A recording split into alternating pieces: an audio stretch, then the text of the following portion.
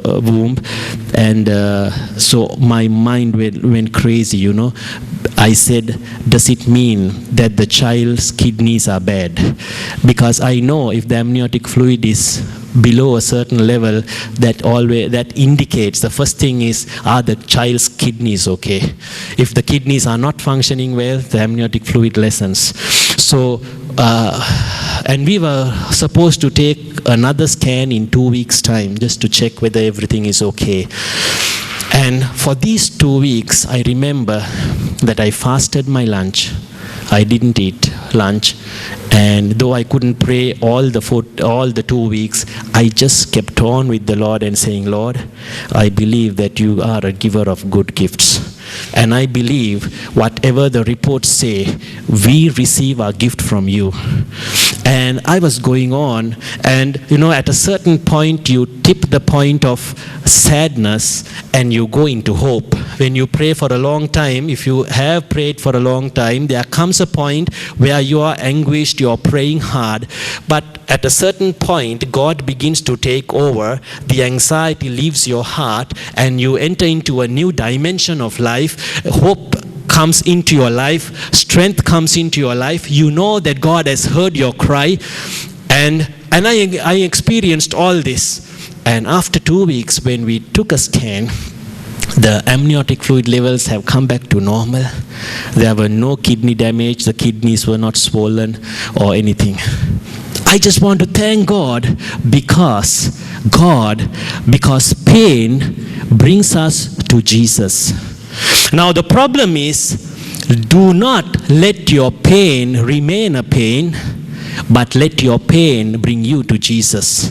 This father had a pain, and this pain brought this father to Jesus, and the pain ended at Jesus' feet. My story I had a pain, but my pain ended at the feet of Jesus. The pain we have wearies us. Why do we have to get rid of our pain? Because if you harbor pain for too long, it will weary you. And what do you get? The energy you can direct to your own advancement is hindered because of the pain you carry. Sometimes we use pain as a blanket of security. Whenever there is a pain, you feel a sense of security because all your life you have been carrying pain. As soon as the pain leaves, you feel as if there is an emptiness. Because we have clung so much to pain. But dear brothers and sisters, there is a way out of pain. And we are going to see how this father overcame the pain of his life. Now how did Isaiah 53 verses 5 says, but he was wounded for our transgressions, and he was bruised for our iniquities. The chastisement for our peace was upon him, and by his stripes we are healed. Jesus has borne all the pain, and our pain is there until we come to Jesus. The day we come to Jesus, we have a way to overcome our pain. Right, now, how did this father, the next slide, how did this father overcome his pain? Point number one, when the father came to the disciples, and the disciples couldn't heal. Jesus was not with the disciples. But when Jesus was coming towards his disciples, what happened to all of the crowd? They were amazed at Jesus. They ran to him and saluted him, including the Father. What happened to the Father? When Jesus came, he lost sight of his pain and he focused on Jesus. Do you get what I'm saying? For a second, for 5 seconds, for 10 seconds, this father forgot his pain and focused on Jesus. Dear brothers, there is a way out of your pain. And the way out of your pain, the first reason, the first principle is don't focus on your pain, but focus on Jesus. And filled with amazement when they saw Jesus. This father with the crowd ran to Jesus. This father saluted Jesus just like the other crowd did. The father forgot his pain and looked at Jesus. Dearly beloved, dear brothers and sisters, for 1 minute, for today, shall we forget about our pain and focus on God's goodness. The second aspect, how the father got over his pain, was he was absolutely honest. He said, I came to your disciples, but the disciples couldn't heal. And Jesus said, if you,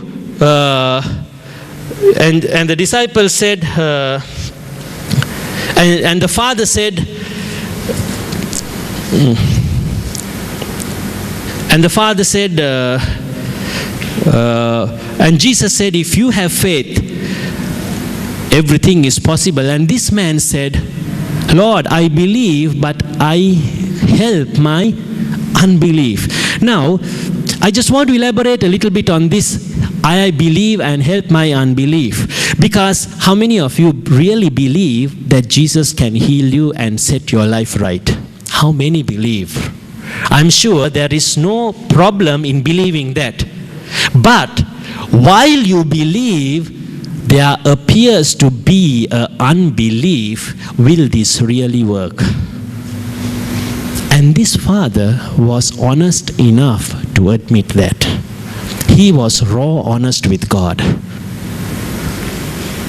Lord, I believe, but I still have unbelief. The second reason, second way to overcome your pain, be honest with your pain. Don't hide it.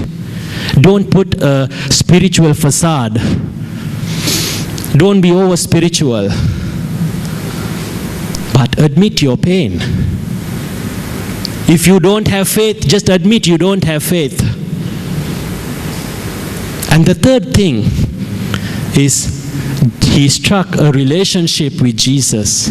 He get on to talking terms with Jesus, not only telling the history. This father said, Lord, these are my few of my worst and the grievous moments. How this child fell into water, how this child fell into the fire. And while the conversation was going on, the healing happened to this son. And the healing came about. Hallelujah. We are coming to a close, and I just want to read to you from Mark 9, verses 22 and 23. Can I call the worship team also to come, please? Mark 9, 22 and 23. Shall we read it together?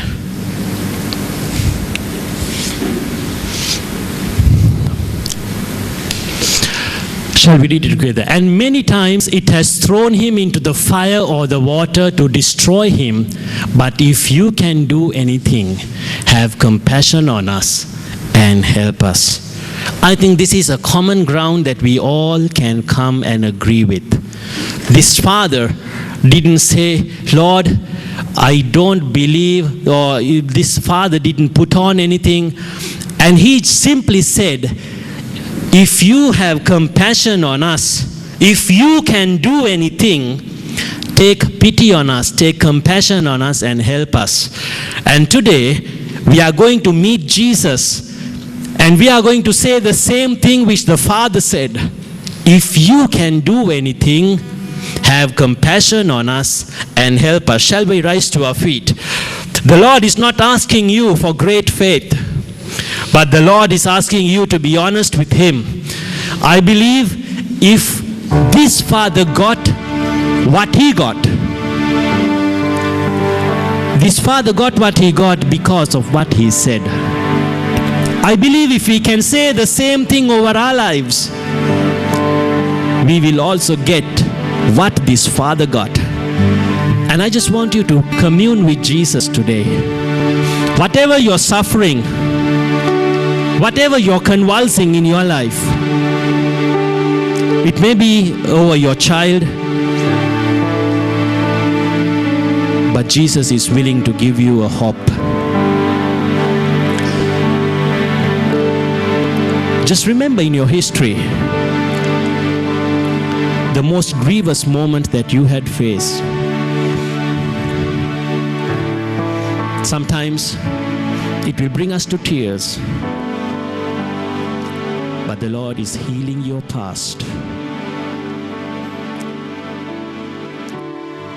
He's moving in a deep sense of healing this evening.